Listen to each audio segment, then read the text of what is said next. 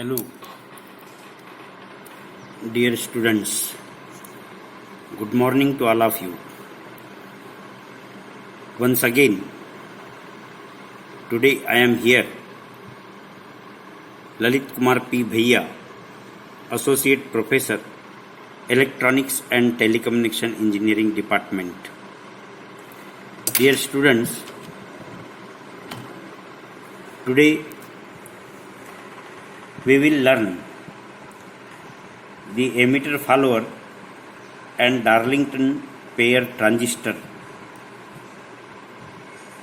from the topic multi-stage amplifier in the subject analog electronics of 4th semester electrical as well as electronics engineering. As we have already seen about the multi-stage amplifier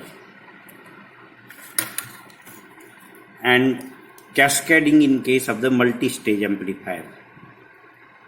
Why do we require multi-stage cascading? There are basically two reasons: to increase the amplification, and second is the impedance matching. Here you can see the cascading amplifier, in which transistor amplifiers are shown: output 1, output 2, input 1, input 2. The source resistance and source voltage is connected, and load resistance RL is connected. A cascade is a series connection with the output of one stage is applied to the input of the second stage. The magnitude of the voltage gain equals the product of the stages gains, like A1 into A2 into A3, where A1, A2, A3 are the individual gains. The resultant phase shift of the multi-stage amplifier equals the sum of the phase shift introduced by each stage. This is about the multi-stage amplifier, which we have seen in number of videos and classes also. Let us see now this emitter follower. You can see this circuit diagram of the emitter follower. Emitter follower is nothing but the common collector stage. The output is taken from the emitter. This is emitter resistance grounded here, and this is the feedback. This is the biasing resistance RB connected from the supply to the base. This is the coupling capacitor, input capacitor, and this resistance RB is taken here as 200 kilo ohm.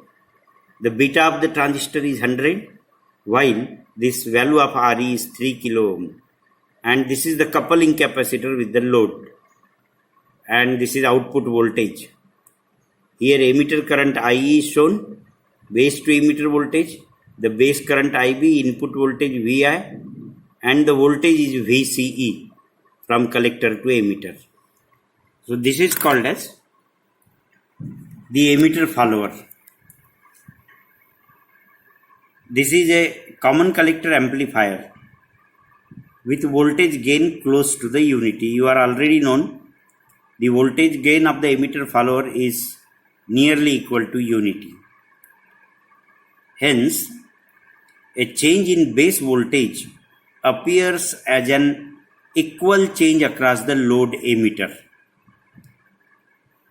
Emitter resistance is the load resistance. So output across this load resistance, that is emitter resistance, is having the equal change as the base voltage.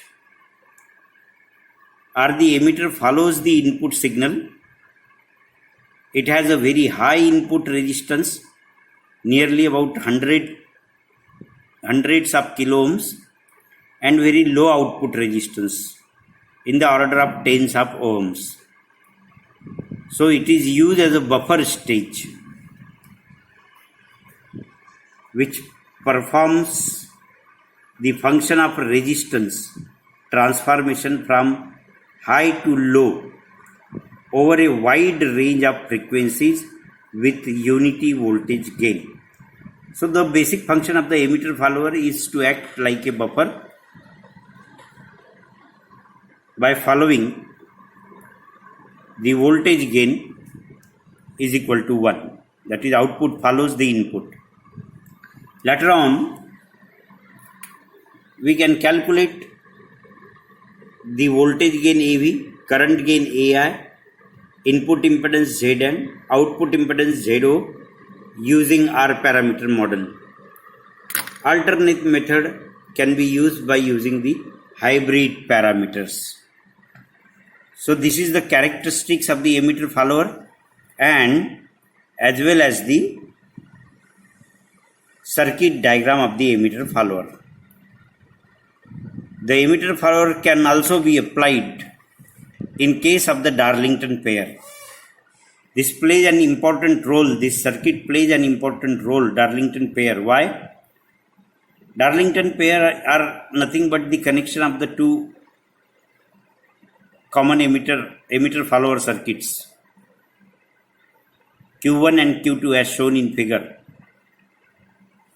The output from the emitter of the Q1 is connected to the input of the second transistor. So this particular Darlington pair provides a very high input impedance, that is around in terms of mega ohms, and most important, it has a very high current gain, about 40,000, and the low output impedance. The overall current gain is the product of the current gain of the two transistors, Q1 and Q2. Let us say beta 1 is the current gain of the transistor Q1 and beta 2 is the current gain of the transistor Q2. Then beta D stands for current gain of the Darlington pair is equal to beta 1 into beta 2. We also have a proof of this. Beta square, you can say, if both the transistors having same current gain, then Darlington pair has a very high current gain, is approximately equal to beta square.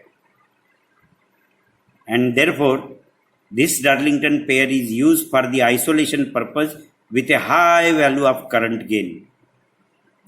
And voltage gain is approximately unity.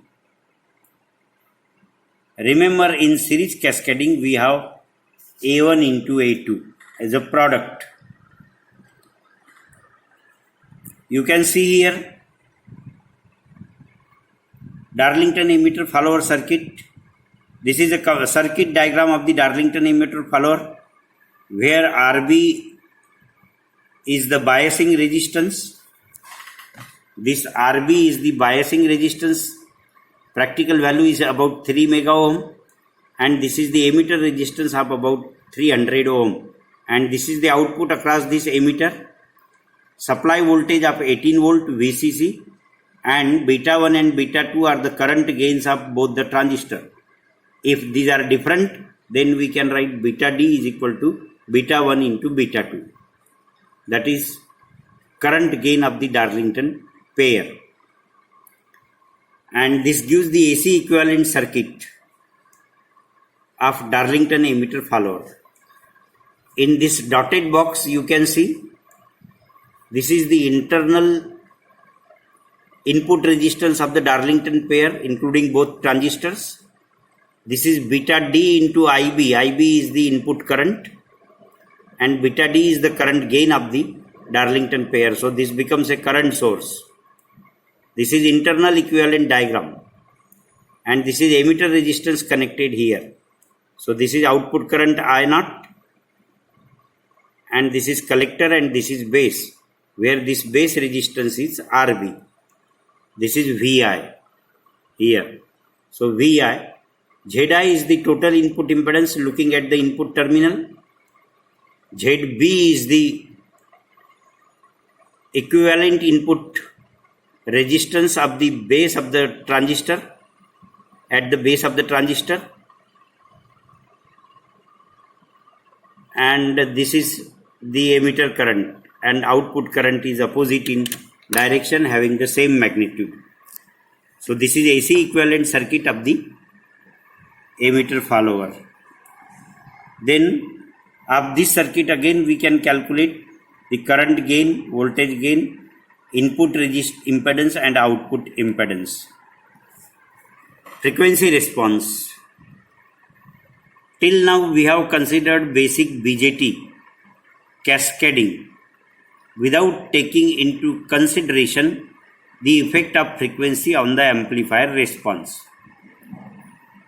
When the external circuit has a reactance component like capacitors, the gain will be complex number, which will include phase angle. Hence, the input signal at different frequencies will be amplified differently. This will make the output wave shape different to the different signals. How the capacitor behaves at varying signal frequencies. Derive the capacitor reactance. Xc is equal to 1 upon j omega c, that is 1 upon j omega 2 pi fc. Let us see the diagram for the frequency response of the bipolar junction transistor. You can see this is the diagram of a single stage amplifier, common emitter amplifier having a voltage divider bias R1 and R2. CS is the source coupling capacitor, CC is the output coupling capacitor, RL is the load resistance, RE is the emitter resistance, and CE is the bypass capacitor. Some stray capacitances and parasitic capacitances can also be observed in this circuit, due to which there may be a change in the frequency response. This is the approximate frequency response. On the vertical axis, gain is shown, output upon input voltage, and horizontal axis frequency. Two cutoff frequencies F1 and F2 are there, and maximum gain is AV naught, and the 3 dB gain, 3 dB drop gain is 0.707 AV naught, at which we will get F1 and F2. This is bandwidth. At a low frequency, CC, CS and CE are important. These are coupling capacitor, source coupling capacitor, output coupling capacitor, and emitter bypass capacitor. So at low frequencies, these capacitors are important. But at high frequencies, parasitic capacitance are most important, due to which this frequency response changes. As the frequency decreases, that is at low frequencies, the voltage gain decreases, because the coupling and bypass capacitors no longer act as a short circuit. Instead, their reactance are large enough to drop some of the AC signal. This results in the loss of voltage gain. But at high frequencies, as the frequency increases, the internal capacitances across the transistor junctions and the parasitic capacitance provide bypass path for the AC signal. This results in the loss of the AC signal and hence voltage gain. These are the effects of the two capacitances at the decrease in frequency and at the increase in the frequency. At cutoff frequencies, voltage gain equals to 1 by root 2 times of the maximum value, or the power gain is half at these frequencies. We have seen F1 and F2 in the previous diagram. This is the low frequency analysis. Let us first consider the low frequency signals. The cutoff frequencies will be defined by the network capacitances CS, CE and CC. At low frequency, these capacitors are important. CS is the source capacitance, CC is the coupling capacitance at the output, and CE is the bypass capacitor, emitter bypass capacitor, and some resistive parameter. Here this circuit is shown. This RC circuit, input Vi and output V0. So V0 is equal to R into Vi upon R plus Xc. This is series combination. So magnitude of V0 is equal to R into Vi upon square root R square plus Xc square. For Xc is equal to R, V naught is equal to 1 by root 2 times Vi, and Xc is equal to 1 upon 2 pi F1 into C. And at Xc is equal to R, this is 1 upon 2 pi F1 C is equal to R. Therefore, F1 is equal to 1 upon 2 pi RC is called as a cutoff frequency.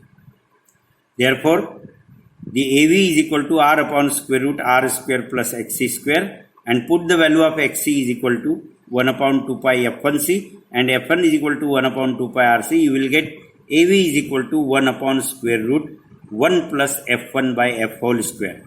F1 is the cutoff frequency and F is the input operating frequency. And the phase angle becomes tan inverse F1 by F. So this is low frequency analysis. You can calculate, and this AV may be in terms of decibels also. 20 log of V naught by Vi is the decibels. So A in dB is equal to 20 log of 1 upon square root 1 plus F1 by F whole square. So this decibels can also be calculated. It is shown here, the comparative table for F1 by F ratio, A in dB. If F1 by F is equal to 1, A is minus 3 dB. Similarly, if F1 of F is equal to 2, A is minus 6 dB. F1 by F is equal to 1000, A is minus 60 dB. So this way we can calculate the gain in decibels. So this is the frequency response of the low frequency response of the amplifier. You can calculate it for Darlington pair as well as the emitter follower circuit. These are the two important circuits which are used for the buffers and where we require the high current gain and unity voltage gain. Okay, so this is all about the transistor as a Darlington pair and emitter follower. Thank you very much for listening this video, and I hope you enjoyed to this emitter follower circuit and Darlington pair. If you have any doubts, feel free to ask me at any time on any platform, please. On any platform means you can ask on email, you can ask me on WhatsApp, you can ask me on telephone, or if time permits, you can ask in the college classroom also. Thank you very much for listening this. Thank you.